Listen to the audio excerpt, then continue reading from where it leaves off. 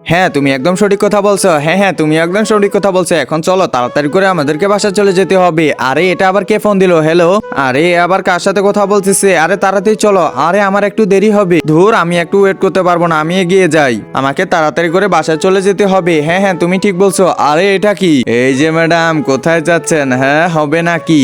আরে হবে নাকি মানে? এই লোকটার হাবসাব তো ভালো দেখতেছি না। এই যে ম্যাডাম, কোথায় পালাচ্ছেন? শুনেন একটু মানে তাড়াতাড়ি পালাই। আরে কোথায় পালাচ্ছ? দাঁড়াও, তোমাকে তো এখনই নিয়ে যাবো। আরে বাঁচাও বাঁচাও, রিমা দিদি তুমি কোথায়? তাড়াতাড়ি আমাকে বাঁচাও। আরে কি ব্যাপার, কিসের শব্দ করতেছে এটা? আরে কে চিল্লাইতেছে? এটা তো মনে হয় রিমি। তাড়াতাড়ি আমাকে রিমিকে বের করতে লাগবে। রিমি তুমি কোথায়? আরে এটা কি?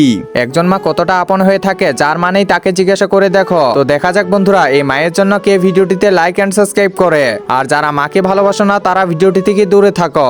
আরে তোমার এতক্ষণ লাগে? তাড়াতাড়ি করে চলো। ও বাপরে, আমি তো হলে এতক্ষণ ভাবতেছিলাম। তাড়াতাড়ি চলো। আরে এই লোকটা একবার এখানে কি করতেছে? এই যে ম্যাডাম, কোথায় যাচ্ছেন? এই মানুষগুলোর জন্য না রাস্তা দিয়ে বের হওয়া যায় না। এমন বখাটে মানুষ সবখানেই থাকে। বন্ধুরা, এদের কাছ থেকে তোমরা সবসময় দূরে থাকবা।